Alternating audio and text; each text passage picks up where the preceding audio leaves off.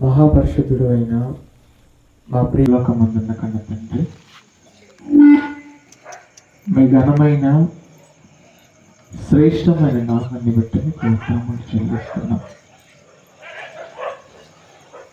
ఎన్నో నెలల ఆలోచన ప్రణాళిక ప్రకారంగా ఏర్పాటు చేసినటువంటి సభలలో మొదటి రోజులోనికి మమ్మల్ని అందరినీ ప్రవేశపెట్టినందుకు మీకు కృతజ్ఞతలు. ఈ మొదటి రోజు సభకు గాను నిర్ణయింపబడినటువంటి అంశమును మేమందరం ఆలోచించడానికి సిద్ధపడుతుండగా తోడుగా ఉండండి. వినబడుతున్న ప్రతి మాటలో ఉన్న సారాంశమును గ్రహించి మా హృదయంలో భద్రపరుచుకొని దాని ప్రకారంగా జీవించుటకు సహాయం చేయమని యేసుక్రీస్తు వారి పేరిట ఈ ప్రార్థన మీకు సమర్పిస్తున్నాము తండ్రి. ఆమేన్. జరుగుతున్న 2 రోజుల క్రీస్తు విజ్ఞాన మహాసభలకు విచ్చేసినటువంటి దైవజనులకును అలాగే దేవుని పిల్లలైన మీ అందరికీ మన ప్రభువును రక్షకుడైన యేసుక్రీస్తు వారి పేరిట నా శుభములను తెలియజేస్తున్నాను. మరి యొక్క సభకు గాను ఏర్పాటు చేయబడినటువంటి అంశం పిల్లల పెంపకములో తల్లిదండ్రుల పాత్ర. ప్రియమైన దేవుని వారలారా, ఇప్పటి వరకు విన్నటువంటి మొదటి వర్తమానంలో ఈ ప్రకృతిలో ఉన్నటువంటి పక్షులు, జంతువులు, మృగములు, వాటి గర్భాన పుట్టినటువంటి పిల్లలను కాపాడుకునే విషయంలో ఎలాంటి జాగ్రత్తలు తీసుకుంటున్నాయో, కాపాడుకోవడానికి ఎంత ప్రయాసపడుతున్నాయో విన్నాం. వాటిని చూసినటువంటి మనం నేర్చుకోవలసిన ప్రాముఖ్యమైనటువంటి విషయం, అంతటి జాగ్రత్త మన పిల్లల విషయంలో మనం కలిగి ఉన్నామా లేదా. ఇక ఈ అంశంలోనికి మనం వెళ్ళగలిగితే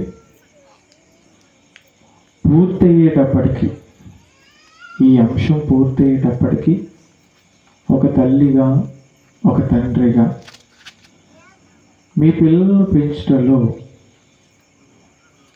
ఎంతవరకు ఆ పాత్రను సరిగా పోషిస్తున్నారో లేదో అర్థమైపోతుంది. కనుక ప్రతి ఒక్కరూ చాలా శ్రద్ధగా, జాగ్రత్తగా దేవుని యొక్క మాటలు వినవలసిందిగా ప్రేమతో మీకు తెలియజేస్తున్నాను. మనిషి జీవితంలో వివాహం అనేది ఎంతో ప్రాముఖ్యమైనది. ఎందుకు ఆ మాట అంటున్నానంటే, అసలు భూమి మీద పుట్టిన మనిషి జీవితంలో 3 ప్రాముఖ్యమైనటువంటి దశలను మనం చూస్తుంటాం. అందులో ఒకటి పుట్టుక,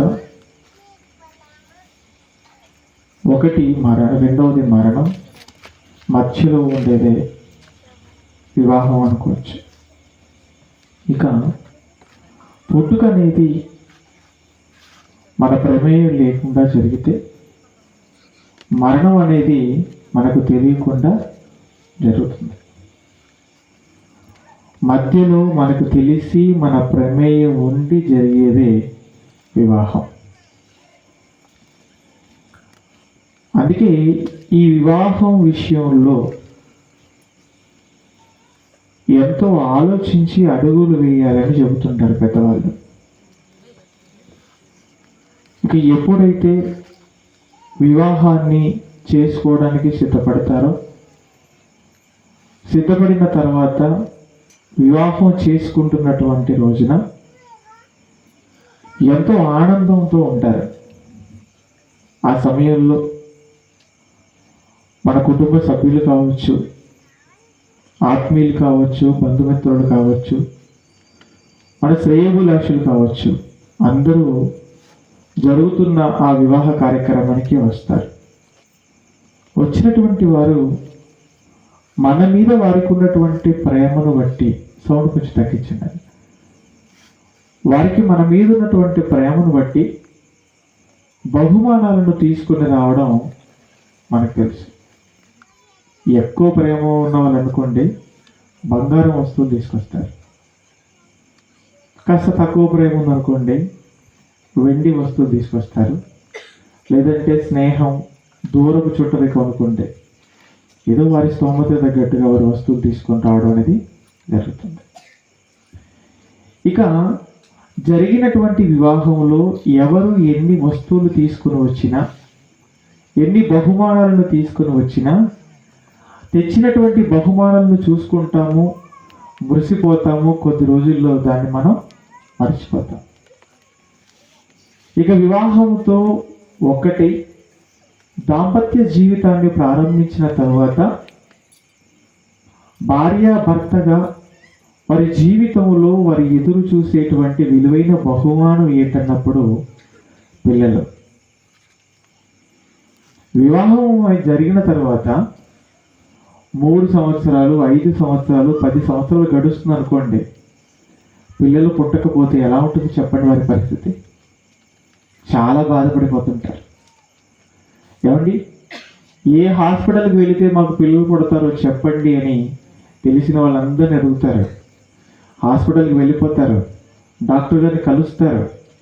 వారు ఏ మందులు వాడమంటే ఆ మందులు వాడతారు. పిల్లలు పుట్టడానికి వారు ఎంత ఖర్చు అవుతుందని చెప్పినా ఆ ఖర్చు పెట్టడానికి కూడా వెనకాడరు. అంత చేసినా ఒకవేళ పిల్లలు పుట్టకపోతే మానసికమైనటువంటి బాధకు లోనైపోయి ఏమండి విడాకులు తీసుకున్న వారు కూడా లేకపోలేదు సమాజంలో. మరి కొంతమంది అయితే పిల్లలు పుట్టడం లేదు అని బాధతో చనిపోయిన వారు కూడా ఉన్నారు. ఏమండి, పిల్లలు పుట్టకపోతే చనిపోతారా అన్నప్పుడు చనిపోతారండి. చనిపోవాలని అనిపిస్తుంది. ఇది నేను సమాజంలో జరుగుతున్న దాన్ని బట్టి మాత్రమే చెప్పడం లేదు. బైబిల్లో కూడా ఒక స్త్రీ కనబడుతుంది. ఆవిడ వివాహం జరిగింది. వివాహం జరిగి సంవత్సరాలు గడుస్తుంది, కానీ ఆవిడకి పిల్లలు పుట్టలేదు. ఆ సమయంలో తన భర్తను పిలిచి తన భర్తతో ఏం మాట్లాడుతుందో ఒక్కసారి మనం బైబిల్లోకి వెళ్ళి చూద్దాం. ఏమండి, ఆదికాండము 30వ అధ్యాయము 1వ వచనం చూడండి. ఆదికాండము 30వ అధ్యాయము 1వ వచనం. రాహేలు తాను యాకోబునకు పిల్లలు కనకపోవుట చూచి తన అక్క యందు అసూయపడి యాకోబుతో నాకు గర్భఫలము ఇమ్ము, లేని ఎడల నేను చచ్చెదను అంటుంది. నీవు గాని నాకు పిల్లల్ని ఇవ్వకపోతే నా భర్తగా నేనేం చేస్తానో తెలుసా, సూసైడ్ చేసుకొని చనిపోతాను అంటుందండి. అవునండి, అంటే పిల్లలు లేకపోతే చనిపోవాలని అనుకుంటుందంటే ఆ పరిస్థితి ఎంత దారుణంగా ఉంటుందో ఒక్కసారి ఆలోచించండి. నిజంగా ఈరోజు చాలామందికి పిల్లల విషయంలో పిల్లలు లేకపోతే ఎలా ఉంటుందో తెలియడం లేదు బాధ. ఎందుకంటే పిల్లలు మరి వివాహం జరిగిన కొద్ది రోజులకే పిల్లలు పుట్టేస్తున్నారు కనుక. నిజంగానండి, పిల్లలు పుట్టకపోతే ఎంత బాధ ఉంటుందో మీకు తెలియాలంటే వివాహం జరిగి ఒక 15-20 సంవత్సరాలు అయినా పిల్లలు పుట్టకుండా ఉంటారు చూసారా, వారి దగ్గరికి వెళ్ళి వాళ్ళు అడిగితే చెప్తారు ఎంత బాధో. అనుకుంటున్నారండి, ఎందుకంటే పిల్లలు అన్నప్పుడు పిల్లలు ఉండాలి. నీకు ఆస్తి ఉన్నా, అంతస్తున్నా, లేదంటే కోట్ల రూపాయల బ్యాంకు బ్యాలెన్స్ ఉన్నా, లేదంటే నీకు 100 ఎకరాలు భూములున్నా, పిల్లలు లేకపోతే అవన్నీ కూడా వ్యర్థం. అందుకే చూడండి, ఏదైనా ఫంక్షన్కి వెళ్ళినప్పుడు, లేదంటే బంధువుల ఇంటికి వెళ్ళినప్పుడు, ఏదైనా కార్యక్రమం జరుగుతుంటే వెళ్ళినప్పుడు ఎవరైనా కలిశారనుకోండి, వారు ముందు మనల్ని అడిగేటువంటి మాట ఏంటో తెలుసా? ఎంత సంపాదించావు, ఎన్ని కోట్లు కూడబెట్టావు, నీ బ్యాంకు బ్యాలెన్స్ ఎంత, ఏ కారు కొన్నావు అని అడగరు. నీకు పిల్లలు ఎంతమంది అని అడుగుతారు. అంటే వివాహం జరిగిన తర్వాత, భార్యాభర్తలుగా మారిన తర్వాత వారి జీవితంలో అత్యంత ప్రాముఖ్యమైన వారు ఎవరన్నప్పుడు పిల్లలు. అందుకే దేవుడు కూడా ఎంత మంచోడు అంటే ఆలోచించాడు, అమ్మో వివాహమైన తర్వాత వీరికి పిల్లలు కావాలి అని ఆలోచించి ఏమండి పిల్లల్ని బహుమానాలుగా ఇస్తున్నాడంటే. అందుకే కీర్తనకారుడు చెప్పిన మాట మనందరికీ బాగా తెలిసిన మాట. కీర్తన గ్రంథం 127 అధ్యాయము 3వ వచనం. అక్కడ ఏమని రాయబడింది? కుమారులు యెహోవా అనుగ్రహించు స్వాస్థ్యము, గర్భఫలము ఆయన ఇచ్చు బహుమానము అన్నాడు. అంటే గర్భఫలం ఎవరిచ్చు బహుమానం అంటున్నాడు కీర్తనకారుడు? దేవుడిచ్చు బహుమానం. ఈ భూమి మీద మనుషులైన వారు నీ మీద ప్రేమతో నీకు ఎలాంటి బహుమానం ఇచ్చినా ఆ బహుమానాలు ఏవి కూడా దేవుడిచ్చినటువంటి బహుమానంతో సమానం కావు. ఎందుకు కావు చెప్పంటారా? మనుషులకి ఇచ్చే బహుమానంలో జీవం ఉండదు, కానీ దేవుడిచ్చే బహుమానంలో జీవం. ఏమండి పిల్లలు చూడండి ఎలా ఉంటారు, మాట్లాడుతూ ఉంటారు, నవ్వుతూ ఉంటారు, మనం చెప్పిన వాటికి స్పందిస్తూ ఉంటారు, రమ్మంటే వస్తారు, పొమ్మంటే వెళతారు, కూర్చోమంటే కూర్చుంటారు. అంటే నువ్వు చెప్పిన పనల్లా చేస్తున్నారు. ఎందుకన్నప్పుడు వాళ్ళలో జీవం ఉంది కనుక. అదే మనుషులైన వారు వివాహ సమయంలో తెచ్చినటువంటి బహుమానాలతో మీరు మాట్లాడి చూడండి, తిరిగి మాట్లాడతాయి అవి? మాట్లాడవు, కదలవు, మెదలవు. ఎందుకంటే వాటిలో జీవం లేదు కనుక. జీవం ఉన్నటువంటి విలువైన బహుమానాలను ఈ పిల్లలుగా ఎవరిస్తున్నారు అన్నప్పుడు దేవుడు ఇస్తున్నాడు. మరి ఎందుకు ఇచ్చాడు దేవుడు పిల్లల్ని? దేవుడు ఇచ్చినటువంటి పిల్లల్ని ఏం చేయమన్నాడు అన్నప్పుడు దేవుడు చెప్పినట్లుగా పెంచమన్నాడు. కాబట్టి పిల్లలను దేవుడు చెప్పినట్లుగా పెంచమని దేవుడు చెప్పాడు అన్నప్పుడు చెప్పాడు. ఎక్కడ చెప్పాడు అన్నప్పుడు దేవుడు మన చేతిలో పెట్టినటువంటి 66 పుస్తకాలతో కూడినటువంటి జీవ గ్రంథమైన ఈ బైబిల్లో చెప్పాడు. ఈరోజు సమాజం బైబిల్ అనగానే ఏమనుకుంటుంది అన్నప్పుడు ఇది ఒక మత పుస్తకం, ఇది ఏమంటే తక్కువ కులాల వారికి సంబంధించిన పుస్తకం, ఇది అందరికి సంబంధించిన పుస్తకం కాదని ముద్రేసింది. కానీ బైబిల్ అంటే ఏమనుకుంటున్నావు తెలుసా? బైబిల్ అంటే ఏమనుకుంటున్నావు నువ్వు? ఇది మత పుస్తకం కాదు, కొందరికి సంబంధించిన పుస్తకం కాదు, భూమి మీద బ్రతుకుతున్నటువంటి ప్రతి మనిషికి సంబంధించిన పుస్తకం. మనిషి ఎలా పుడుతున్నాడు, ఎందుకు పుడుతున్నాడు, పుడుతున్న మనిషి ఎలా బ్రతకాలి, బ్రతుకుతున్నటువంటి సమయంలో ఎలాంటి జాగ్రత్తలు తీసుకోవాలి, అలాగే మరణించిన తర్వాత ఎక్కడికి వెళ్ళిపోతాడు అనే అన్ని విషయాలను పొందుపరిచిన పవిత్ర గ్రంథం, పరిశుద్ధ గ్రంథమే బైబిల్. ఇందులో పిల్లల్ని ఎలా పెంచాలో ఉందా అన్నప్పుడు ఉందండి. ఒక్క మాటలో చెప్పాలంటే ఈ పుస్తకం ఏంటన్నప్పుడు మనిషి యొక్క మాన్యువల్. మాన్యువల్ అంటే ఏమండి మనం టీవీ కొన్నాం అనుకోండి, దానికి ఒక బుక్ ఇస్తాడు, మాన్యువల్ బుక్ ఇస్తాడు. అలాగే ఒక ఫ్యాన్ కొన్నా, లేదంటే ఒక ఫ్రిడ్జ్ కొన్నా, లేదంటే ఒక కారు కొన్నా, ఒక బండి కొన్నా, దానికి ఒక బుక్ ఇస్తాడు. ఆ బుక్లో ఏముంటుంది అన్నప్పుడు మనం ఏ వస్తువునైతే కొన్నామో ఆ వస్తువుని ఎలా వాడుకోవాలి అని అందులో చాలా స్పష్టంగా రాసి ఉంటుంది. దాంట్లో రాయబడిన ప్రకారంగా ఆ వస్తువును వాడుకుంటే చాలా చక్కగా పనిచేస్తుంది. దాన్ని మాన్యువల్ అంటారు. అలాగే మనుషులు కూడా ఎలా బ్రతకాలో, ఇచ్చినటువంటి బహుమానమైన పిల్లల్ని ఎలా పెంచాలో దేవుడు ఇచ్చినటువంటి మాన్యువల్ బుక్కే ఈ బైబిల్. ఏమండి అంటే పిల్లల్ని ఎలా పెంచాలో దేవుడు బైబిల్లో రాయించి ఇచ్చారని మీరు చెప్పారు, బాగుంది. అసలు బైబిల్ ఇవ్వాల్సిన అవసరం ఏంటండి పిల్లల్ని సరిగా పెంచమని చెప్పడానికి అన్న ప్రశ్న మీకు రావచ్చు. ఎందుకు ఇచ్చాడు తెలుసా? దేవుడు పిల్లల్ని సరిగా పెంచాలనే విషయాలు రాసి బైబిల్ మనకు సరిగా పిల్లల్ని పెంచడం రావడం లేదు కనుక. ఏమండి పిల్లల్ని పెంచడం రావడం లేదా అని మీరు అనుకోవచ్చు. వస్తుందో రావడం లేదో కిందకి వెళ్ళేటప్పటికి మీకే అర్థమైపోతుంది. ఈరోజు సమాజంలో ఉన్నటువంటి తల్లిదండ్రులుగా పిలువబడుతున్నటువంటి వారు వారికి ఇచ్చినటువంటి పిల్లల్ని సరిగా పెంచుతున్నారా లేదా అన్నప్పుడు ఏమంటే పిల్లల్ని సరిగా పెంచడం లేదు, కానీ వేటిని పెంచుతున్నారు తెలుసా అండి?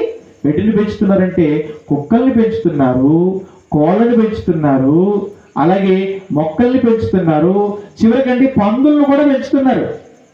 అవునా కదా? అన్నిటి ఎంత బాగా పెంచుతారంటే చాలా బాగా పెంచుతారండి. అందులో ప్రాముఖ్యంగా మీ అందరికీ బాగా తెలిసినటువంటి జంతువు ఏంటన్నప్పుడు కుక్క అనుకోండి. కుక్కని ఎంత బాగా పెంచుతారో తెలుసండి. కొంతమంది అమ్మో అసలు కుక్క అయితేనండి పిలవగానే పరిగెత్తుకుంటూ వస్తుంది, కూర్చోమంటే కూర్చుంటుంది, నీకు 2 కాళ్ళు పైకెత్తి నిలబడమంటే నిలబడిపోద్ది, ఏమంటే తినమంటే తింటుంది, పడుకోమంటే పడుకుంటుంది. ఎలా చేస్తుంది? అది నేర్పించారు కనుక, దాన్ని బాగా పెంచారు కనుక. ఏమండి కుక్కను నువ్వు జాగ్రత్తగా పెంచావు కనుక నువ్వు చెప్పిన మాట వింటుంది. మరి నీ గర్భాన పుట్టినటువంటి నీ కుమారుడైనా కుమార్తెన నీ మాట వింటున్నారా చెప్పు? వినడం లేదు. రమ్మంటే కుక్క వస్తుంది, కానీ నువ్వు రమ్మంటే నీ కొడుకు వస్తాడా? లేడు. వాడు ఏమంటాడు తెలుసా? రమ్మంటే నేను రానుపో అంటాడు. ఎందుకంటున్నాడు అలాగా? నువ్వు సరిగా పెంచలేదు కనుక. నువ్వే సరిగా పెంచున్నట్లయితే నువ్వు ఏది చెబితే అదే వినేవాడు. ఏమండి అంటే ప్రకృతిలో ఉన్నటువంటి ఈ జంతువులను, మొక్కల్ని పెంచడం మనిషికి వచ్చింది, కానీ పిల్లల్ని పెంచడం మనిషికి రాలేదు. ఏమండి పిల్లల విషయంలో చాలా జాగ్రత్తగా తల్లిదండ్రులు వ్యవహరించాలి. ఎందుకు జాగ్రత్త వ్యవహరించాలో తెలుసా? అసలు పిల్లల విషయంలో ఎందుకు వ్యవహరించాలో ఏమండి దేవుడు బైబిల్లో ఎప్పుడో చెప్పాడు. ఎందుకు వ్యవహరించాలని చెప్పాడో ఒకసారి చూద్దాం అన్నమాట. ఆదికాండము 8వ అధ్యాయము 21వ వచనం చూడండి. ఆదికాండము 8వ అధ్యాయము 21వ వచనం.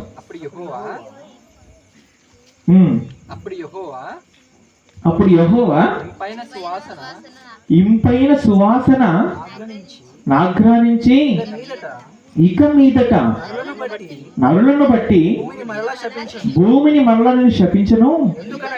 ఎందుకంటే నరుల హృదయాలోచన మరి బాల్యము నుండే చెడ్డది అన్నాడు. చాలా జాగ్రత్తగా వినండి. నరుల యొక్క హృదయాలోచన ఎప్పటి నుంచి చెడ్డదట? బాల్యం నుంచే నరుల యొక్క హృదయాలోచన చెడిపోయింది అన్నాడు.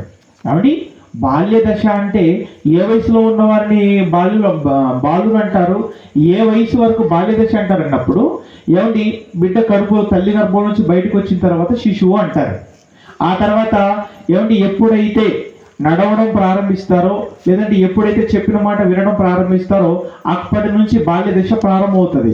ఈ బాల్య దశ సుమారు 12-13 సంవత్సరాల వరకు ఉంటుంది. ఆ 12-13 సంవత్సరాల తర్వాత కౌమార దశ యవ్వనంలోకి అడుగు పెట్టేస్తారు. అయితే ఎప్పుడైతే నడవడం ప్రారంభించి చెప్పిన మాటలు వినడం అనేది వాళ్ళు అర్థం చేసుకోవడం ప్రారంభమవుతుందో అప్పటి నుంచి వారు బాల్య దశలో ఉన్నటువంటి పిల్లలు. అయితే ఆ సమయానికి వారి యొక్క హృదయాలు ఏమైపోయాడు తెలుసా? చెడిపోయాయి అంటున్నాడు. ఏమండి ఆ చిన్న వయసులోనే వారి హృదయాలు ఎలా చెడిపోయాయి అన్నప్పుడు తల్లిదండ్రులుగా మీరే చెడిపేశారు. ఈ మాట కనుక మీకు కోపం రావచ్చు. అదేంటండి అంత చిన్న బిడ్డని మేము ఎలాగండి పాడు చేశాము, ఎలాగండి చెడగొట్టాము అని అనొచ్చు. ఎలా చెడగొట్టారో తెలుసా? బిడ్డ పుట్టిన తర్వాత బాల్య దశలో ఉన్నప్పుడు కాదు, మీ గర్భంలో ఉన్నప్పటి నుంచే మీరు సరైన మంచి మాటలు ఆ బిడ్డకు మీరు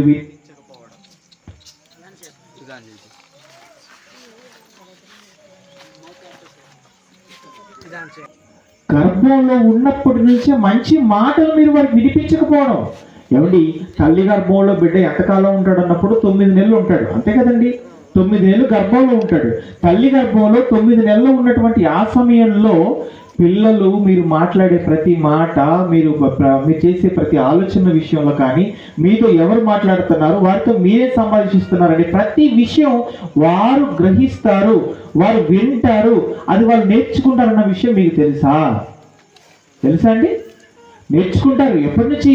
తల్లి గర్భంలో ఉన్నప్పటి నుంచే ప్రతిదీ పిల్లలు నేర్చుకుంటారండి. ఏమండి నేర్చుకుంటారని శాస్త్రం అంగీకరించింది. ఎప్పుడన్నప్పుడు 1998 సంవత్సరం ఏప్రిల్ నెల ఏమండి 18వ తారీఖున శాస్త్రవేత్తలు ధృవీకరించారు. ఏమనో తెలుసా? ఏమండి పిల్లలు భూమి మీదకి వచ్చిన తర్వాత పెద్దవాళ్ళు అవుతున్నప్పుడు ప్రతి విషయం వింటారు, నేర్చుకుంటారని అందరూ అనుకుంటున్నారు. కాదండి, గర్భంలో ఉన్నప్పటి నుంచే ప్రతిదీ వాళ్ళు వింటున్నారు, ప్రతిదీ వాళ్ళు నేర్చుకుంటారు అని శాస్త్రవేత్తలు ధృవీకరించారు. శాస్త్రవేత్తలు ఏమంటే కన్ఫర్మ్ చేశారని బాగుంది మీరు చెప్పింది, నిజంగా వాళ్ళు చెప్పినంత మాత్రాన మనం నమ్మేద్దామా అన్న ప్రశ్న కూడా మీకు రావాలి. ఏమండి, మీరు చాలా జాగ్రత్తగా వాక్యం వింటున్నప్పుడు ఖచ్చితంగా చెప్పబడుతున్న ప్రతి మాటలో మీకు ప్రశ్నలు వస్తాయి. అంతే కదండి. జాగ్రత్తగా వింటే మీకు ఏమొస్తాయి? ప్రశ్నలు వస్తాయి. జాగ్రత్తగా వినకపోతే మీకు ఏమొస్తుంది తెలుసా? ఆవలింతలు వస్తాయి, నిద్ర వస్తుంది. అర్థమవుతుందా? జాగ్రత్తగా వింటే ఏమొస్తుంది అన్నప్పుడు ప్రశ్నలు వస్తాయండి. ఎందుకంటే ఆలోచిస్తుంటారు కనుక. ఆలోచించే పనిలో మీరు ఉన్నారనుకోండి, మీకు ఆవలింతలు వస్తాయా? నిద్ర వస్తుందా?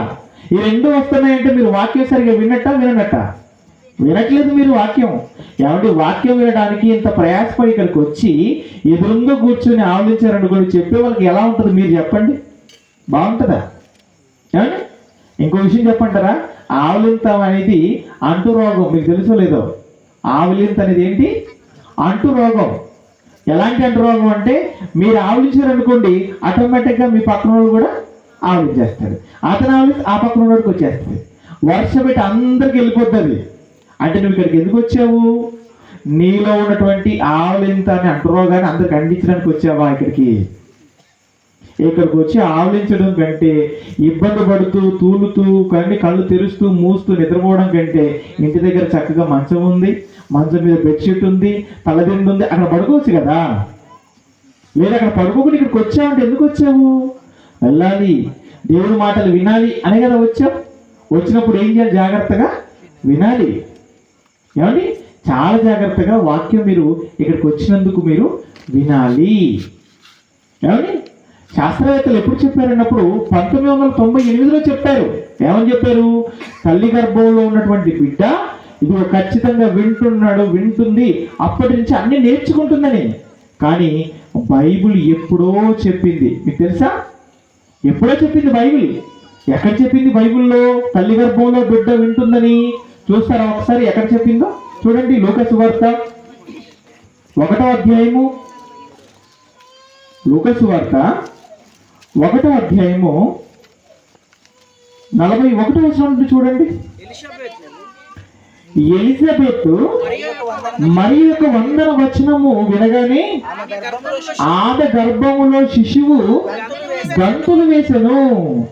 ఏమండి, ఎలిజబెత్ మరియ యొక్క 100వ వచనము వినగానే ఆమె గర్భంలో ఉన్నటువంటి శిశువు గంతులు వేసెను అనుంది. ఎందుకు ఇక్కడ ఎలిజబెత్ ఎవరు, అలాగే వచ్చినటువంటి మరియమ్మ ఎవరు అన్నప్పుడు, ఎలిజబెత్ అనగా బాప్తిస్మిచ్చి యోహాను గారిని కన్నటువంటి తల్లి. అంటే మరి ఆ గర్భంలో ఉండేది ఎవరు అన్నప్పుడు యోహాను గారు ఉన్నారు. అప్పటికి ఆవిడకి ఎన్నో మాసం అన్నప్పుడు 6వ మాసం. అంటే 6 నెలల గర్భవతిగా ఉన్నటువంటి ఎలిజబెత్, ఆమె కడుపులో ఉన్నటువంటి యోహాను గారు ఎప్పుడైతే ఆమె ఎదురుగా మరియమ్మ గారు వచ్చారో, ఆ మరియమ్మ గారు చెప్పినటువంటి 100 వచనాలు విని, అమ్మో, నా తల్లితో మాట్లాడుతుంది ఎవరు సామాన్యురాలు కాదు, లోక రక్షకుని కనబోతున్నటువంటి మరియం వచ్చిందా అని ఆవిడ 100 వచనం విని లోపడున్నటువంటి బిడ్డ గంతులు వేశాడటండి. అంటే తల్లి గర్భంలో బిడ్డ ఉన్నప్పటి నుంచే ఎదురుగా వచ్చింది ఎవరు, వారు ఏం మాట్లాడుతున్నారో ప్రతిదీ కూడా బిడ్డ వింటుంది, నేర్చుకుంటుందన్న విషయం మీకు అర్థం కావాలి. అలాంటప్పుడు మీరు గర్భవతిగా ఉన్నప్పుడు స్త్రీలుగా మీరు ఏ విషయాలు విన్నారు చెప్పండి? ఏమండి, మీరు గర్భంలో మీ బిడ్డ ఉన్నప్పుడు మీరు ఎప్పుడు వాక్యం విన్నారా?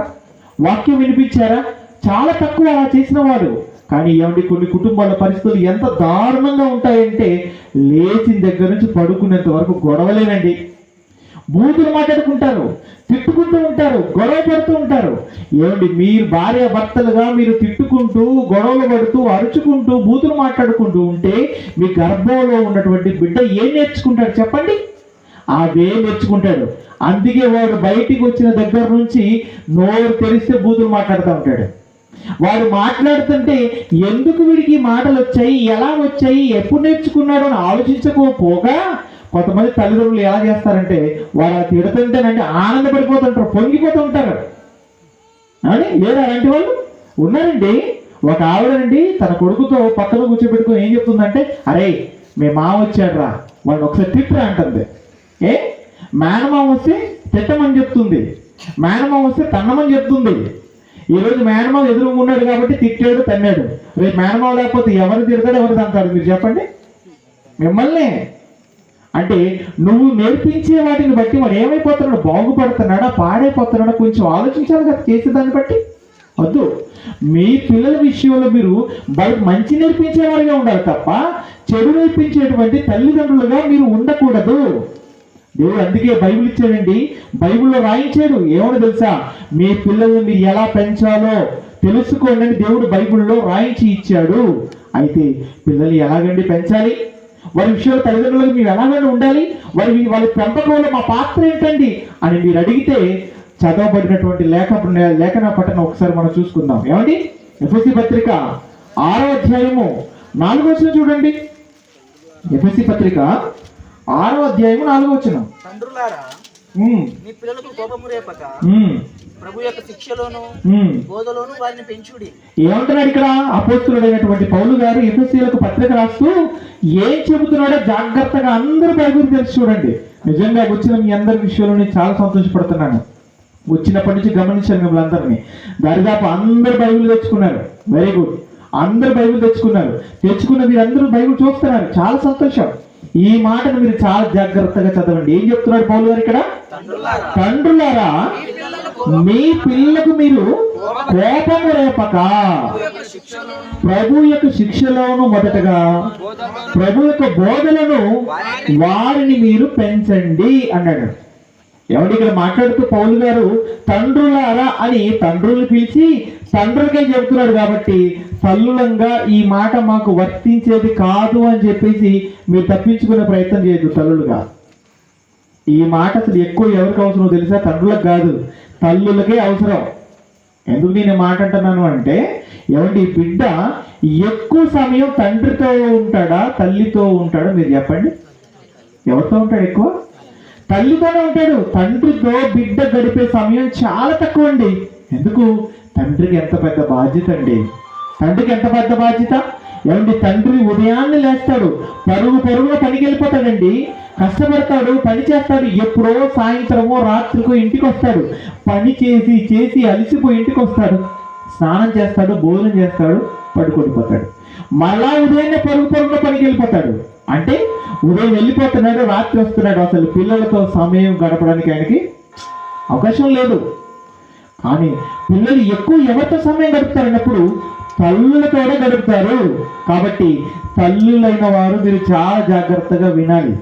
ఇక్కడ తండ్రులు అన్న దగ్గర తల్లులను పెట్టుకోండి, ఎందుకంటే పిల్లలు ఎక్కువ మీతోనే ఉంటారు కనుక. ఒక్కసారి అలా పెట్టుకొని చదువుకోండి. తల్లులారా, మీ పిల్లలకు కోపము రేపక ప్రభు యొక్క శిక్షలను బోధలను వారిని మీరు పెంచండి అంటాడు. ఏమండి, తల్లి తండ్రి అయిన వారు పిల్లలకు కోపం రేపే అవకాశం ఉందా? ఎందుకు లేదండి. కొంతమంది తల్లిదండ్రులు పిల్లలకు కోపం రేపుతారు. కోపం వచ్చేలాగా తల్లిదండ్రులే పిల్లల పట్ల ప్రవర్తిస్తారు. ఎలా అండి ప్రవర్తించడం అంటే, సహజంగా పిల్లలకు ఏ సమయంలో తల్లిదండ్రులకు కోపం వస్తుందో తెలుసా? రెండు సందర్భాలలో. మొదటగా ఏంటన్నప్పుడు, ఏమండి, పిల్లలకి ఇష్టం లేకపోయినా వారిపైన వీరి ఇష్టాలను రుద్దినప్పుడు, అంటే వారికి ఇష్టం లేని పని బలవంతంగా వారి చేత తల్లిదండ్రులు చేయించేటప్పుడు వారికి ఏమొస్తుంది? కోపం వస్తుంది. అవునా కదా చెప్పండి? ఇది ఎక్కువగా ఏ విషయాలు జరుగుతుంటుంది అన్నప్పుడు చదువుల విషయాల్లో జరుగుతుంటుందండి ఎక్కువ శాతం. తండ్రి అంటాడు కొడుకుతో, నానా నేను ఐఏఎస్ కావాలనుకున్నాను, ఐపీఎస్ కావాలనుకున్నాను, డాక్టర్ కావాలనుకున్నాను, నేను ఎలాగో కాలేకపోయాను కాబట్టి ఇప్పుడు నువ్వు కావాలరా అంటాడు. నేను కాలేకపోయాను కాబట్టి నువ్వు ఇప్పుడు కావాలి అంటాడు. అని దానికి సంబంధించినటువంటి చదివే నువ్వు చదవాలంటాడు. వాడికేమో ఆ చదువు అంటే అసలు ఇష్టం ఉండదు. అప్పుడు వాడికి ఏమొస్తుంది? కోపం వస్తుంది. కానీ కోపాన్ని తండ్రి మీద వాడు చూపించలేడు. మానసికంగా నలిగిపోతాడు, చాలా ఇబ్బంది పడతాడు. అంటే ఆ చదువు విషయంలో మీ ఇష్టాన్ని మీ పిల్లల మీద రుద్దినప్పుడు వారికి కోపం వస్తుంది. అదొకటే అన్నప్పుడు అదొకటే కాదు, ఇంట్లో కావచ్చు, బయటికి వెళ్ళే విషయంలో కావచ్చు, మీకు నచ్చిన పనులు వారితో చేయించేటప్పుడు వారికి కోపం వస్తుంది. మీరు ఎట్టి పరిస్థితుల్లో పిల్లల విషయంలో మీ ఇష్టాలను వారి మీద రుద్దే ప్రయత్నం చెయ్యొద్దు. ఎందుకంటే అలా చేస్తే వారికి కోపం వస్తుంది. ఇది మొదటి విషయం.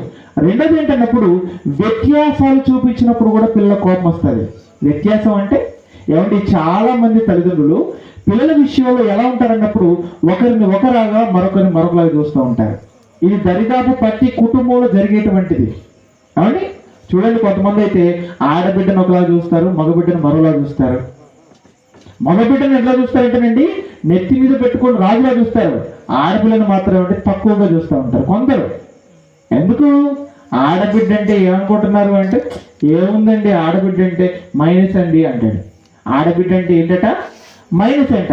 మరి మగబిడ్డ అంటే ప్లస్ అంటాడు. ఎందుకు మగబిడ్డ ప్లస్ ఆడబిడ్డ మైనస్ అంటే, ఆడపిల్ల అయితే ఇంట్లోంచి తీసుకుని వెళ్ళదు కాబట్టి మైనస్. మగబిడ్డ ఎందుకు ప్లస్ అంటే వాడు ఇంట్లోకి తీసుకుని వచ్చేవాడు, అందుకే వాడు ప్లస్. ఆహా, ఇది ఎంతవరకు సరైనది చెప్పు? ఇది సరైనది అన్నప్పుడు కాదండి, తప్పుది.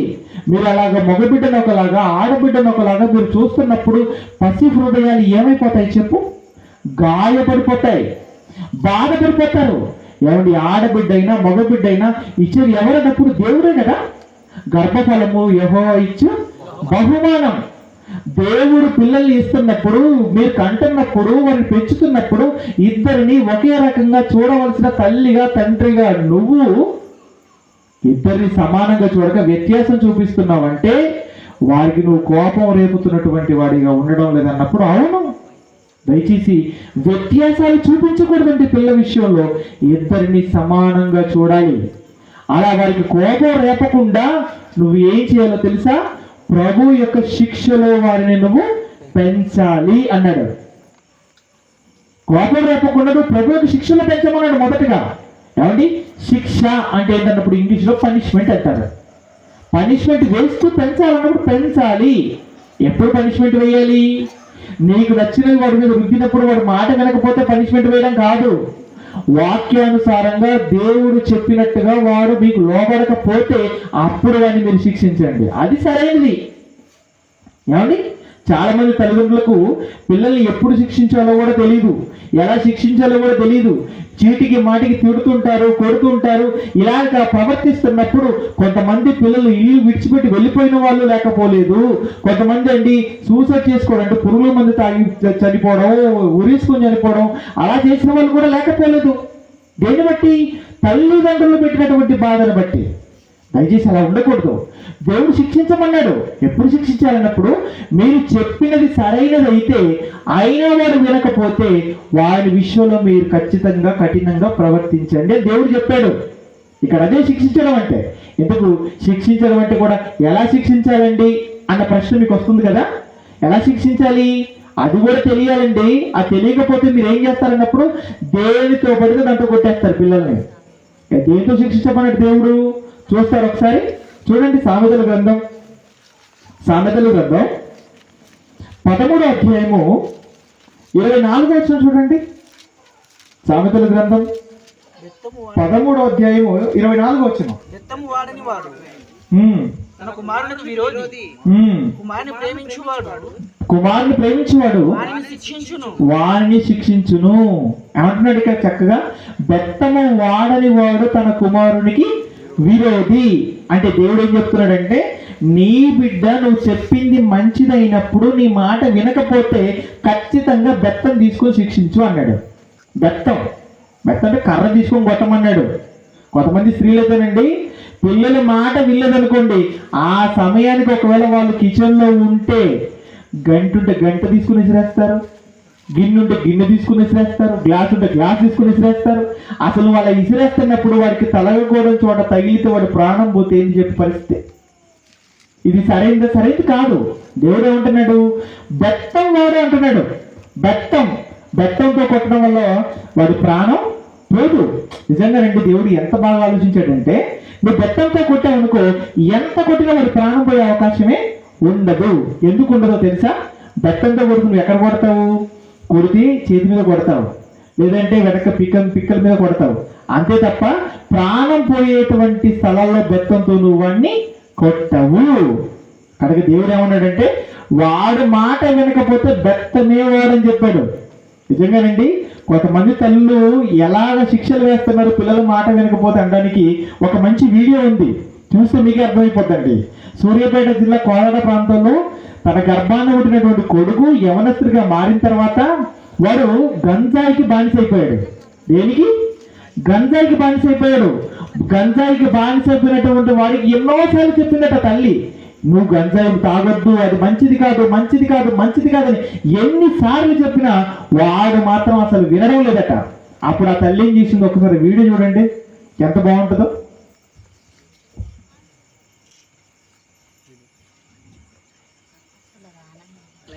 సౌండ్ పెట్టాలి, సౌండ్ బాగుంటుంది, వీడియో సౌండ్ పెట్టండి, ఆడియో పెట్టండి.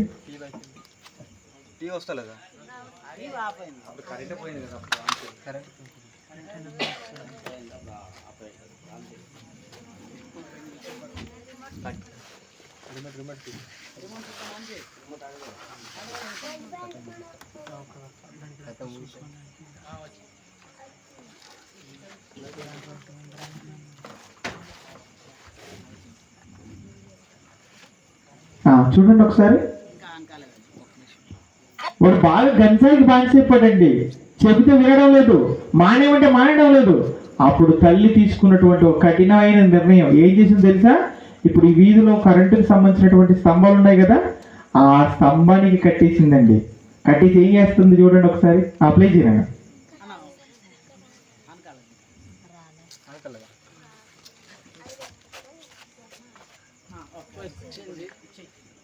చూడండి ఏం చేస్తుందో.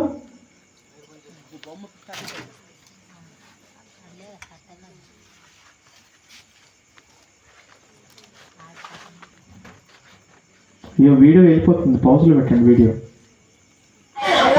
మొదటి నుంచి పెట్టండి, ఫస్ట్ నుంచి పెట్టి మొదటి నుంచి పెట్టి. ఇంకొకటి కదా, ఇంకొకటి లేదా, ఇదే ఉందా? ప్లే చేయండి.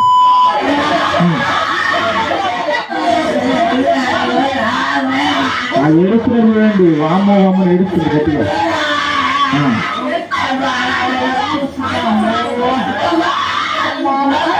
మంచి ట్రీట్మెంట్ ఇస్తుంది తల్లి. గంజాయి సేవిస్తున్నారని స్తంభానికి కట్టేసి శిక్ష. దేనితో శిక్షిస్తుంది తెలుసా? గంగా బాగా బాగా చెప్పండి, ఎడబాటు తెలట్లేదు. ఎడబడ్డాక మేము మేము కూర్చొని చేసుకున్నాను. ఇట్లా సంవత్సరం నుంచి బాగా బాగా చెప్పండి, అసలు ఎవరు పట్టించుకోవట్లేదు. అందుకే ఎవరు పట్టించుకోవట్లేదు. ఏం చేసిందంటే కంట్లో కారం పెట్టేసి స్తంభానికి కట్టేసి కొట్టిందండి తల్లి. చాలా చాలు. ఏం చేసింది తల్లి? గంజాయికి అలవాటు పడ్డాడని కొడుకుని ఏం చేసింది? కరెంటు స్తంభానికి కట్టేసి కంట్లో కారం పెట్టి కొట్టింది తల్లి. ఏమండి ఏమండి ఎంత దారుణంగా ఉంది అనిపిస్తుంది, కానీ అతను చేసిన దానికి అది సరైందని చెప్పొచ్చు. నిజంగా తల్లిగా నువ్వేం చేయాలన్నప్పుడు బిడ్డ తప్పు చేస్తే శిక్షించాలి. ఎందుకు శిక్షిస్తావు నువ్వు? ప్రేమ లేక కాదు, ప్రేమ ఉంది కనుకనే శిక్షిస్తున్నావు. ఏమండి ఏ తల్లి అయినా ఏ తండ్రి అయినా తన బిడ్డ చాలా బాగా బ్రతకాలని కోరుకుంటారు తప్ప పాడైపోవాలని కోరుకుంటారా? కోరుకోరు. వారి జీవితం గొప్పగా ఉండాలని కోరుకుంటారు. అందుకే తప్పు చేసినప్పుడు ఏం చేస్తారన్నప్పుడు శిక్షిస్తారు. కుమారుని ప్రేమించినాడు వారిని శిక్షించును. ఏమండి కుమారుని ప్రేమిస్తే ఏం చేస్తారన్నప్పుడు శిక్షిస్తారు. ఆ తల్లి తన బిడ్డను ప్రేమించింది కనుకనే శిక్షించింది. కొంతమంది తల్లు కానీ తండ్రులు కానీ మాట్లాడితే ఏమంటారంటే, ఏమిటి మా బిడ్డనండి పుట్టి ఇంత పెద్దవాడయ్యాడు ఇప్పటి వరకు నేను పల్లెత్తి మాట కూడా అనలేదని అంటారు. నువ్వు పల్లెత్తి మాట అనకపోవడం మంచిది అనుకుంటున్నావా? మంచిది కాదు. నువ్వు కొట్టడం లేదు, నువ్వు తిట్టడం లేదనంటే నీ బిడ్డకు నువ్వు మంచి చేస్తున్నట్టు కాదమ్మా. నీ చేతులతో నీ బిడ్డను నువ్వే పాడు చేస్తున్నట్లు. నువ్వు ఖచ్చితంగా ఏం చేయాలి? దేవుడు ఏం చెప్పాడు ఇక్కడ? బెత్తం వాడమన్నాడు. అలా కంట్లో కారం పెట్టకండి, కొంచెం కష్టంగా ఉంటుంది. తర్వాత మనం తీసుకుని హాస్పిటల్ వేసారు. కానీ వాడు తప్పు చేస్తే మీరు ఏం చేయాలి? ఖచ్చితంగా బెత్తంతో శిక్షించాలి. బెత్తంతో కొడితే వాడు చచ్చిపోవడం కూడా దేవుడు చెప్పేశాడండి. ఎంత మంచివాడు చూడండి దేవుడు. చూస్తారు ఒకసారి కన్ఫర్మ్ చేసుకోండి. చూడండి ఇదే సామెతల గ్రంథం 23వ అధ్యాయము 13వ వచనం చూడండి.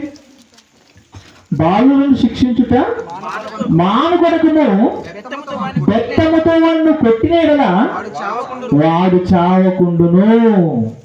నువ్వు బెత్తంతో కొడితే వాడికి అసలు చచ్చిపోయే అవకాశమే లేదు. కాబట్టి వాడు తప్పు చేస్తే ఆ తప్పును ఒప్పుకొని ఇంకొకసారి చెయ్యమనేంత వరకు బెత్తం తీసుకొని నువ్వు కొట్టు అంటున్నాడు దేవుడు. ఏమండి, దేవుడు కొట్టమని చెప్తున్నాడు. నువ్వు కొట్టను అన్నావు అనుకో, నీ చేతులతో నీ బిడ్డను నువ్వే పాడు చేసిన తల్లిగా తండ్రిగా మిగిలిపోతావు. ఏమండి, దేవుడు ఒక విషయం చెప్పాడంటే అది 100% మంచి అయితేనే చెబుతాడు తప్ప చెడు చెప్పేవాడు కాదు దేవుడు. ఏమండి, ఆ మధ్యకాలంలో అమెరికా దేశంలో ఒక చట్టం తీసుకొని వచ్చారు. ఏంటో చట్టం తెలుసా అండి?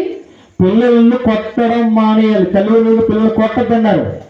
పిల్లలను కొట్టద్దన్న చట్టం చేసిన తర్వాత అమెరికా పరిస్థితి ఎంత దారుణంగా మారిపోయిందంటే, చిన్న చిన్న పిల్లలేనండి వాళ్ళు డ్రగ్స్కి అలవాటు పడిపోతున్నారు, మందుకు అలవాటు పడిపోయారు, సిగరెట్ తాగడానికి అలవాటు పడిపోయారు, చాలా దారుణంగా చెడిపోయారు. అని దేవుడు ఎంత మంచివాడు. మీరు కొట్టమని దేవుడు చెప్పినట్టుగా వాడిని కొడితే వాడు ఎలా మారకుండా ఉంటాడో తెలుసా? వాడు దొంగగా మారకుండా ఉంటాడు, వాడు ఒక హంతకుడుగా మారకుండా ఉంటాడు, వాడు వ్యభిచారిగా మారకుండా ఉంటాడు, సమాజంలో ఒక చీడ పురుగుగా మారిపోకుండా వాడు ఉన్నతమైన జీవితాన్ని వాడు కొనసాగిస్తాడు. ఈరోజు సమాజం చూడండి, ఎన్ని నేరాలు జరుగుతున్నాయండి, ఎన్ని దారుణాలు జరుగుతున్నాయి సమాజంలో. ప్రతిరోజు మన వార్తాపత్రికలో చదవడం లేదా, లేదంటే సోషల్ మీడియాలో చూడడం లేదా? ఈ ఆంధ్రప్రదేశ్ రాష్ట్రంలో ఆ నంద్యాల ప్రాంతంలో నుండి జరిగినటువంటి ఒక యథార్థ సంఘటన. ఏంటో సంఘటన అన్నప్పుడు, చిన్న పిల్లలండి 6-7 తరగతులు చదువుకుంటున్నటువంటి పిల్లలు 3వ తరగతి చదువుకుంటున్నటువంటి అమ్మాయిని మానభంగం చేశారట. వినడానికి ఎంత బాధాకరం చెప్పండి. ఇది నేను చెబుతున్న మాట కాదు, వార్తలో వచ్చింది. ఒకసారి చూడండి, చూడండి ఒకసారి. ఏమండి, 6-7 తరగతులు చదువుకుంటున్నటువంటి పిల్లలు 3వ తరగతి అమ్మాయిని మానభంగం చేయడం ఏంటంటే, అత్యాచారం చేయడం ఏంటంటే అమ్మాయిని. అసలు వినడానికి కదా ఎంత దారుణంగా అనిపిస్తుంది. ఎందుకు అలా అయిపోయారు? బాల్య దశలో ఉన్నప్పుడే తల్లి తండ్రిగా వారికి సరైన శిక్షణ ఇవ్వకపోవడం, వారు తప్పు చేస్తే వారిని శిక్షించకపోవడం. మీ పిల్లలు అలా మారిపోకుండా ఉండాలంటే ఖచ్చితంగా వారిని శిక్షించేటువంటి తల్లిగా తండ్రిగా మీరు ఉండాలి. మరొక చోట ఏం జరిగింది తెలుసా అండి? మరొక చోట చిన్నతనం నుండే తల్లిగా తండ్రిగా దగ్గర కూర్చోబెట్టుకొని జాగ్రత్తలు చెప్పి వారు ఏం చేస్తున్నారో గమనిస్తూ వాడికి మంచి బుద్ధులు నేర్పించవలసిన తల్లి తండ్రి వదిలేసారు పట్టించుకోవడం. అంతేకాకుండా వారికి సెల్ ఫోన్ ఇచ్చేశారు. సెల్ ఫోన్ ఇచ్చడం వల్ల ఆ సెల్ ఫోన్లో వాడు ఏం చేశాడో చూడకూడని చూశాడండి. వాడు చూసి వాడిలో వేడెక్కువైపోయింది. ఇప్పుడు నేను ఏం చేయాలని ఎటు చూసినా ఎవరు కనిపించడం లేదని కళ్ళ ముందు తన చెల్లి ఉంటే చెల్లినే పాడు చేశాడండి ఒకడు. ఎంత దారుణమైన వార్త అండి ఇది. తోడబుట్టిన చెల్లి పాడు చేసేటట్టు వాడు ఎందుకు అలా మారిపోయాడు? తల్లిగా తండ్రిగా వాడు అడగగానే సెల్ ఫోన్ ఇవ్వడమే కారణం. మీ పిల్లలకు మీరు సెల్ ఫోన్ ఇస్తున్నారా? ఇస్తున్నప్పుడు మీరు ఆలోచిస్తున్నారా? అసలు సెల్ ఫోన్ ఎందుకు అడుగుతున్నారు? సెల్ ఇస్తే వాడు ఏం చూస్తున్నారో గమనిస్తున్నారా? మీరు గమనించడం లేదండి చాలా మంది. దయచేసి నేను ఒక సేవకుడుగా మీరు చెబుతున్న మాట ఏంటంటే, మీ పిల్లలకు ఎట్టి పరిస్థితుల్లో మీరు సెల్ ఫోన్ అసలు ఇవ్వకండి. అదేంటండి అంత మాట అంటారు? మా పిల్లలు అన్నం తినాలన్నా సెల్ ఇవ్వాలి, లేదంటే వాడు పడుకోవాలన్నా సెల్ ఇవ్వాలి, ఆడుకోవాలన్నా సెల్ ఇవ్వాలి. అందుకే మీరు అది అలవాటు చేస్తూ ఉంటారు. అది మీరు చేసే అతిపెద్ద తప్పు. సెల్ ఫోన్ ఎంత ప్రమాదం తెలుసా? చూడండి వార్త. ఏమండి, వాళ్ళ అమ్మ నాన్న కూడా మనం ఆడుకుంటున్నాడండి. సెల్ ఇస్తే వాడు దాంట్లో ఆడుకోవడం మానేసి ఫోన్ వీడియో చూశాడు. వాడు చూడకూడని వీడియోలు చూసి వేడెక్కువైపోయి ఏం చేయాలో అర్థం కాక, ఎవరిని పాడు చేయాలో తెలియక తోడబుట్టినటువంటి చెల్లిని మానభంగం చేసి పాడు చేశాడండి వాడు. ఇప్పుడు ఆ తప్పుకి ఎవరిని మనం కారణం ఉంటాం చెప్పండి? తల్లిదండ్రులు కాదా? అదే నువ్వు సెల్ ఇవ్వకపోతే వాడు అలా మారిపోయేవాడా? వద్దు. దయచేసి మీ పిల్లలకు మీరు సెల్ ఫోన్ అలవాటు చేయకండి. సెల్ ఫోన్ పిల్లలకి ఎక్కడి నుంచి అలవాటు చేస్తారంటేనండి, ఎక్కడి నుంచి ఉన్నప్పుడు చిట్టి చిలకమ్మ అమ్మ కొట్టిందా అని ఆ రైమ్స్ చూపించడం కానీ ప్రారంభమవుతుంది. అక్కడి నుంచి వాడు ఇంకొక వీడియో చూస్తాడు, గేమ్స్ ఆడతాడు, అక్కడి నుంచి ఈ వీడియో దగ్గరికి వెళ్ళిపోతాడు. వాడు పాడైపోయి చుట్టూన్న వారిని కూడా వాడు పాడు చేసే అవకాశం ఉంటుంది. మీరు పాడైపోయిన తర్వాత బాగు చేసుకోగలరా చెప్పండి? ఎంతమంది పిల్లలు పాడైపోతామండి సెల్ ఫోన్ వల్ల. ఆ మధ్యలో వచ్చినటువంటి ఒక వార్త, పిల్లడు అడుగుతున్నాడు, ఫోన్ ఇవ్వకపోతే ఏడుస్తున్నాడని ఫోన్ ఇస్తే ఆ ఫోన్లో వాడు గేమ్స్ ఆడి ఆడి ఆడి మానసికంగా వాడు రోగిగా మారిపోతే తీసుకెళ్లి మెంటల్ హాస్పిటల్లో పడేశారు. ఇది ఒక చోట వార్త. ఏమండి, మరొక చోట వార్త ఏంటన్నప్పుడు, ఏమండి, కన్న తల్లి ఫోన్ అడిగిందని చెప్పి కొడుకు ఇస్తే వాడు దాంట్లో ఈ ఆటలో పడిపోయి ఏమండి ఆన్లైన్ గేమ్స్లో డబ్బులు పెట్టడం ప్రారంభించాడు. ఆన్లైన్ గేమ్లో డబ్బులు పెట్టడం ప్రారంభించాడు. ఒకరోజు 1000 పెట్టాడు, ఒకరోజు 10,000 పెట్టాడు, ఒకరోజు 1,00,000 రూపాయలు పెట్టాడు. చివరికి అండి 33 లక్షల రూపాయలు పోగొట్టాడు ఆన్లైన్ గేమ్లో. వారికి ఎక్కడి 33 లక్షలు అని మీరు అనుకోవచ్చు. ఎక్కడి అన్నప్పుడు ఆ ఫోన్కి వాళ్ళ అమ్మ బ్యాంక్ అకౌంట్ లింక్ అయ్యి ఉంది. దానివల్ల ఏం జరిగింది అన్నప్పుడు ఆ అకౌంట్లో ఉన్న డబ్బులు మొత్తం వాడు గేమ్లో పెట్టి పోగొట్టేశాడండి. ఆ తర్వాత తల్లి బ్యాంక్ వెళ్ళిపోయింది. బ్యాంక్ వెళ్ళిపోయాట, అయ్యా ఒక 2 లక్షలు కావాలని వచ్చి రాసి బ్యాంకులో ఇచ్చిందట. ఇస్తే ఆయన చెక్ చేసి అన్నమాట ఏంటంటే, అమ్మ మీ అకౌంట్లో డబ్బులు లేవన్నాడట. అదేంటి అకౌంట్లో డబ్బులు లేకపోవడం ఏంటి? 33 లక్షలు ఉండాలండి, మీరేంటి డబ్బులు లేవంటున్నారు, మరలా ఒకసారి చెక్ చేయండి అని అడిగిందట. అడిగితే మరలా చెక్ చేశాడట. చెక్ చేసి చూసిన 0 బ్యాలెన్స్. కళ్ళలోంచి నీళ్ళు వచ్చేస్తున్నాయి. ఆ తల్లి గుండె వేగం పెరిగిపోయింది. ఎందుకు? ఏమంటే 33 లక్షలు అంటే చిన్న విషయం కాదు కదా. బాధపడుతుంది, ఏడుస్తుంది, బ్రతిమాలుతుంది. దయచేసి ఆ డబ్బులు ఎలా పోయాయో నాకు చెప్పండి అని అడిగితే వాళ్ళంతా చూడండి ట్రాన్సాక్షన్ అన్ని ఓపెన్ చేసి చూస్తే గేమ్స్కి పెట్టడం వల్ల డబ్బులు అంచెలంచెలుగా మొత్తం పోయాయని చెప్పారండి. ఆ తల్లి బ్యాంకు ముందు మెట్ల మీద కూర్చొని విలవిల గులపిస్తూ గుండెలు బాదుకుంటూ ఆమె చెప్పిన మాట ఏంటో తెలుసా? అయ్యా ఆ 33 లక్షల రూపాయలు ఎక్కడియో కావు. నా భర్త పోలీస్ డిపార్ట్మెంట్లో పనిచేసేవాడు. ఆయన చనిపోవడం వల్ల ప్రభుత్వం వారు ఇచ్చినటువంటి డబ్బులు నాకు తినడానికైనా, నా పిల్లల భవిష్యత్తుకైనా నాకు ఉన్న డబ్బులు ఇవే. ఉన్న డబ్బులు మొత్తం పోయాయి. ఇప్పుడు నేను ఏం చెయ్యాలి, కుటుంబాన్ని ఎలా గడుపుకోవాలి, నా పిల్లల భవిష్యత్తు ఏంటని తల బాదుకుంటూ ఏడ్చిందండి ఆ తల్లి. అక్కడ వచ్చిన వార్తది, నేను కల్పితం చెప్పడం లేదు. అసలు ఎందుకు ఇంత కష్టపోయింది ఆ తల్లి అన్నప్పుడు బిడ్డకు ఫోన్ ఇవ్వడం వలన కాదా? మరి మీరు ఏం చేయాలనుకుంటున్నారు? మీ పిల్లల భవిష్యత్తుని, మీ పిల్లల భవిష్యత్తుని ఉన్నతమైన స్థితిలోకి వాళ్ళు తీసుకెళ్ళాలనుకుంటున్నారా? మీ చేతులతో మీ పిల్లల భవిష్యత్తును పాడు చేయాలనుకుంటున్నారా? నిజంగా మీ పిల్లల భవిష్యత్తు బాగుండాలని కోరుకునే తల్లి తండ్రి నువ్వే అయితే నీ పిల్లల చేతుల్లో ఎప్పటికీ ఫోన్ కనిపించకుండా జాగ్రత్తలు తీసుకో. ఎందుకు? అది మంచిది కాదది, అది చాలా ప్రమాదం. దానివల్ల కళ్ళ ముందు కనబడుతున్నటువంటి నష్టాలు మనం చూస్తున్నప్పుడు కూడా మనం జాగ్రత్త పడకపోతే ఎలా చెప్పు? జాగ్రత్త పడాలి. అవును, మనం ఆ తప్పు మనం చేయకూడదు. ఆ బాధపడే పరిస్థితి మనకు రాకూడదు. ఏమండి, దేవుడు ఎంత మంచివాడు చెప్పండి. పిల్లల విషయంలో జాగ్రత్తలు తీసుకోవాలి. వారు ఒకవేళ తప్పు చేస్తే ఖచ్చితంగా వారిని మీరు శిక్షించండి అని చెప్పాడు. ఒకవేళ మీరు అలా శిక్షిస్తే ఏం జరుగుతుందో తెలుసా? వాడు మారతాడు, వాడు బ్రతుకు మారుతుంది. ఎందుకు? నువ్వు కొట్టినప్పుడు వాడికి భయం వస్తుంది. భయం ఉంటే వాడు తప్పు చేయడానికి వెనకాడతాడు. తప్పు చేయకుండా వెనకాడడంటే వాడి జీవితం బాగుపడుతుంది. అంటే దేవుడు చెప్పినట్టుగా నీ బిడ్డను నువ్వు శిక్షిస్తే వాడు భయపడి తప్పు చేయకుండా ఉంటాడన్నమాట. బాగుంది. మరి తర్వాత ఏం చెప్పాడు దేవుడు? ఏం చెప్పాడండి? ముందు శిక్షించమన్నాడు, తర్వాత ఇంకేం చెప్పాడు? ప్రభు యొక్క బోధలో వారిని పెంచండి అన్నాడు. ఏమండి, ముందు శిక్షించమన్నాడు. శిక్షించడం వల్ల వాడికి భయం వస్తుంది, వాడు తప్పు చేయకుండా ఉంటాడు, వాడి జీవితం బాగుపడుతుంది. అలాగే రెండోది ఏం చెప్పాడు ఇక్కడ అన్నప్పుడు వాడికి మనం బోధించమని చెప్పాడు. ఏం బోధించాలి? దేవుని గురించినటువంటి వాక్యం వాడికి మీరు బోధించాలి. ఈరోజు ఎంతమంది అండి తల్లిదండ్రులు పిల్లలు కూర్చోబెట్టి వాక్యం చెప్తున్నారు చెప్పండి? ప్రభు యొక్క శిక్షలను, ప్రభు యొక్క బోధనను పెంచమని దేవుడు చెబితే ఎంతమంది ప్రభు యొక్క బోధన పిల్లలకు నేర్పిస్తున్నారు మీరు చెప్పండి? ఏమండి, మీ గుండె మీద వేసుకొని మీరు చెప్పండి. ఏమండి, ఒక రోజులో నా కొడుకు కోసం, నా కూతురు కోసం నేను అర్ధగంట కేటాయిస్తున్నానండి, గంట కేటాయిస్తున్నానండి, నా పక్కనే కూర్చోబెట్టుకుని వాక్యం నేర్పిస్తున్నాను అనేవాళ్ళు ఒక్కరు చేయలేపండి. మీరు కష్టం. మీరు ఏం నేర్పిస్తున్నారు మీ పిల్లలకి? మీరు దేవుడు ఏమంటున్నాడు? ప్రభు యొక్క బోధన వారిని పెంచండి అన్నాడండి. ఈరోజు ప్రభు బోధ నేర్పించే పరిస్థితి లేదండి. ఏం నేర్పిస్తున్నారు? బూతులు నేర్పిస్తున్నారు, రికార్డింగ్ డాన్సులు నేర్పిస్తున్నారు, డీజేలు పెట్టి ఎగరమని నేర్పిస్తున్నారు. ఇదే నేర్పించేది. ఇది వారి భవిష్యత్తును బాగు చేసేదా పాడు చేసేది అన్నప్పుడు వారి భవిష్యత్తును పాడు చేసేదే తప్ప బాగు చేసేది కాదండి. దేవుడు ఎంత మంచివాడు చెప్పు.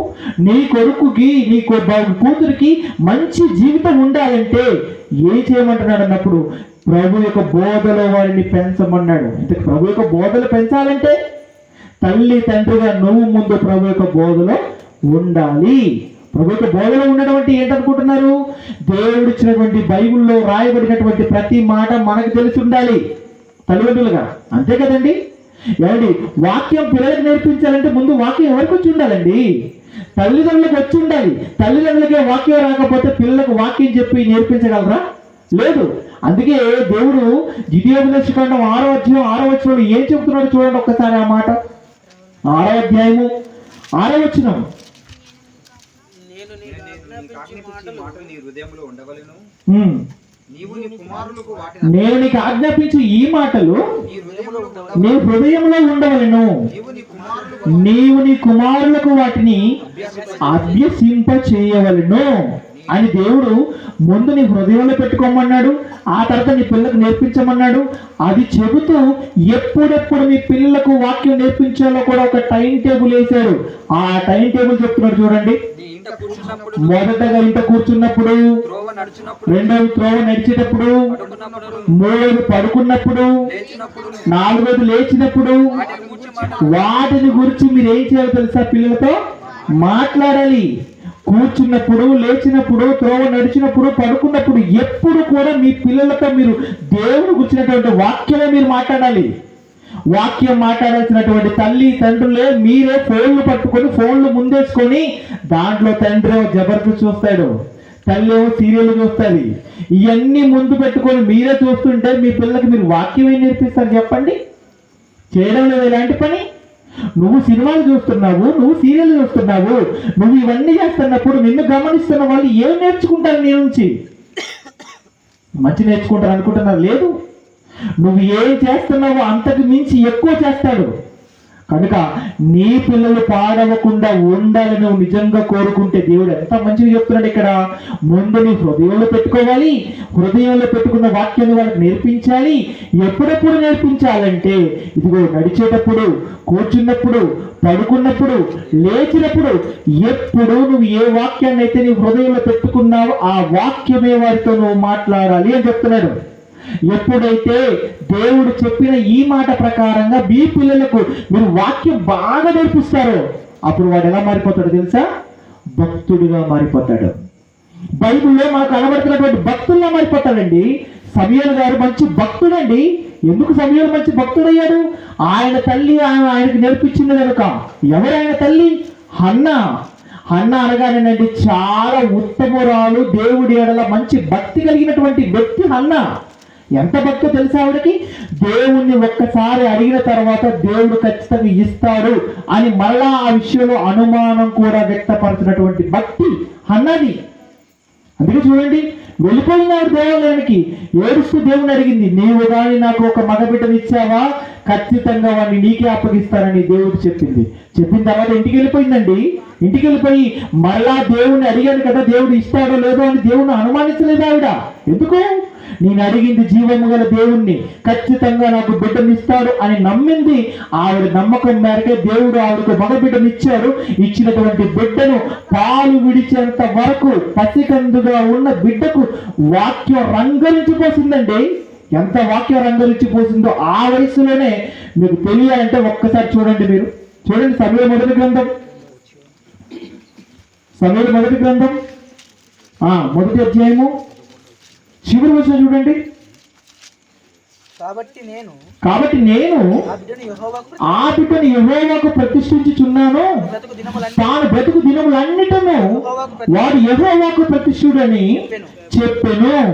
అప్పుడు వాడు యెహోవాకు అక్కడే మొక్కెను. ఎవరు మొక్కారు యెహోవాకు అప్పుడే?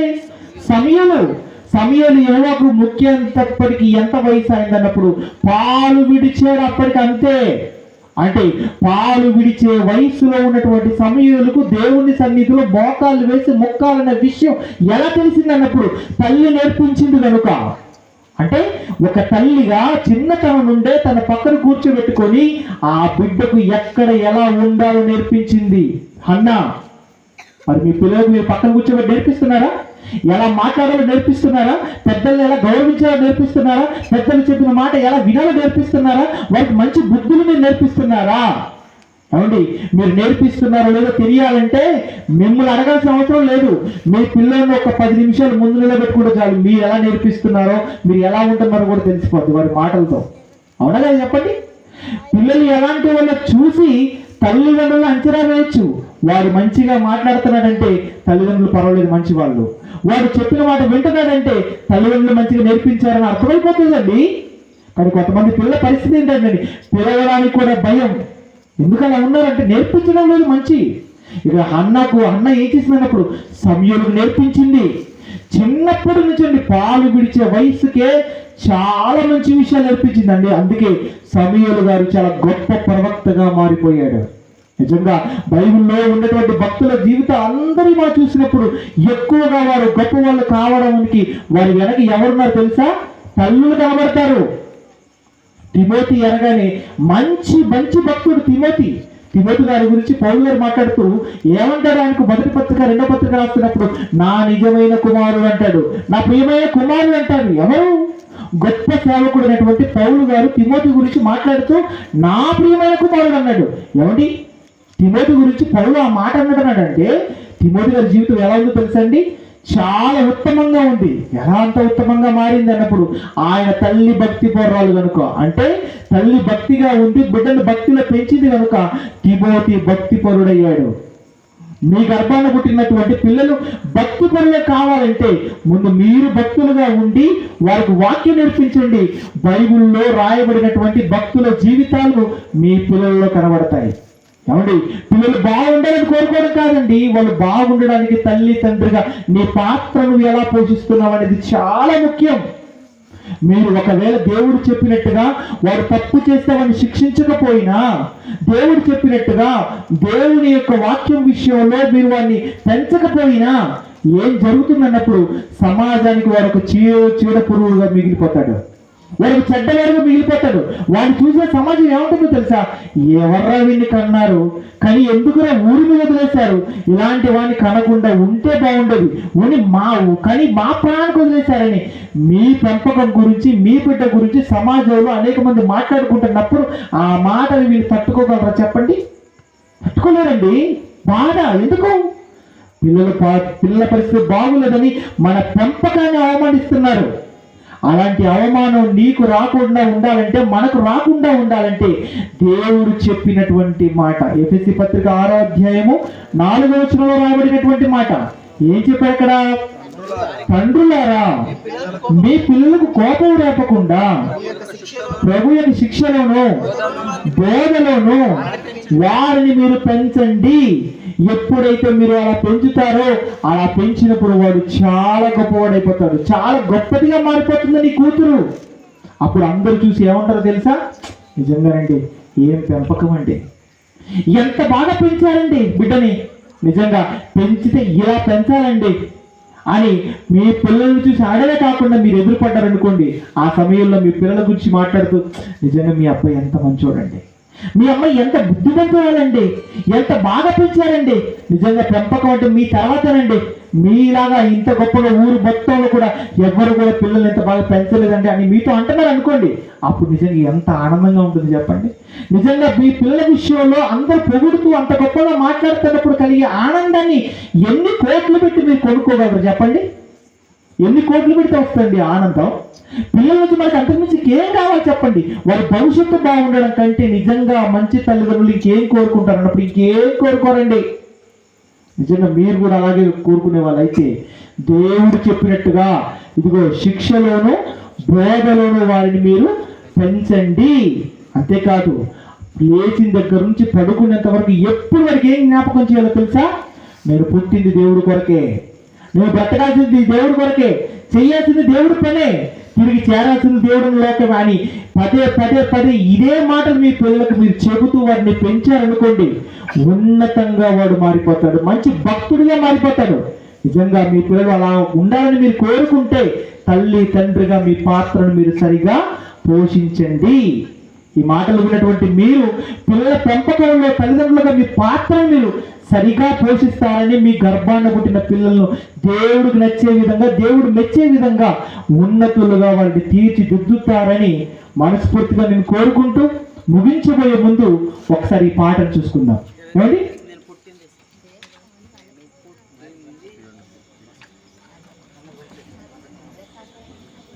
అదొద్దు నాన్న, నేను పుట్టింది నేను చెప్పాను కదా వీడియో ఏమన్నాను కదా, అదే సింగల్ వర్షన్ కాదు, వీడియో సాంగ్ అది మీకు లింక్ పంపించాను నేను. ఇదే లింక్ అది కొద్ది ముందు అది కాదు, అది డౌన్లోడ్ అవ్వలేదు కొద్ది ముందు ఇది వచ్చు. అది లేదా? అదే డౌన్లోడ్ అవ్వలేదు అంటే వీడియో రావడం ప్లే ఇట్ ఓపెన్ చేయాలి డైరెక్ట్ గూగుల్ నుంచి చేయాలి, యూట్యూబ్ నుంచి చేయండి. వచ్చా? నెట్ లేదా? నెట్వర్క్ రావడం సిగ్నల్ రాదు. ఒక్క నిమిషం సరే, ఒక్క నిమిషం త్వరగా ఆడుతున్నట్టుంది.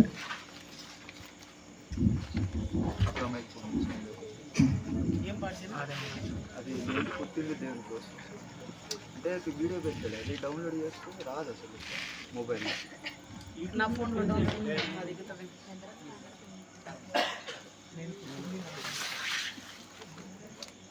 నీ వాట్సాప్ ఓపెన్ చేసి అన్న పెట్టిన వీడియో లింక్ యూట్యూబ్ ఓపెన్ చేసి డైరెక్ట్ పెట్టేస్తాను. హాట్స్పాట్ ఆన్ చేసి అన్నదాన్ని చూడు ఆనందం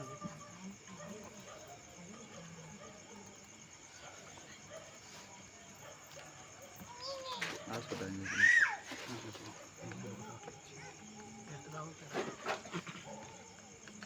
అయిందా?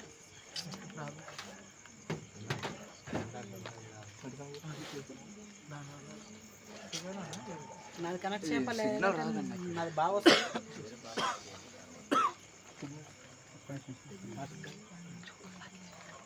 అదే ప్లే చేయండి, సింగల్ వర్షన్ ప్లే చేయండి.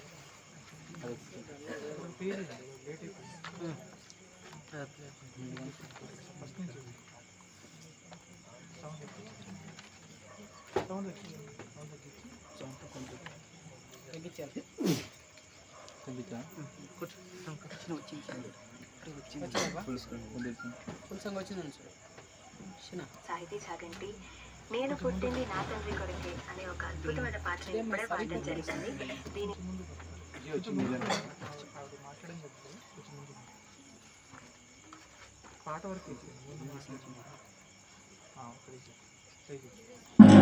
అస్తవ్యస్తంగా ఎవరి కొరకు జరిగిందో తెలియక గొప్పదైన ఈ జన్మ సృష్టింపబడిన వాటన్నింటిలోకెల్లా మానవ జన్మ గొప్పదైనప్పుడు ఇంత గొప్పదైన ఈ జన్మ ఎందుకు జరిగిందో ఎవరి కొరకు జరిగిందో తెలియక అస్తవ్యస్తంగా బ్రతుకుతూ అర్ధాంతరంగా జీవితాన్ని ముగించుకుంటున్న మానవాళికి జన్మ పరమార్థాన్ని తెలిపే మా ప్రయత్నమే మీ ముందుకు తీసుకొని వస్తున్న ఈ గీతం. వినండి, ఆలోచించండి, వాస్తవాన్ని గుర్తించండి. మీ సాహసశాలి.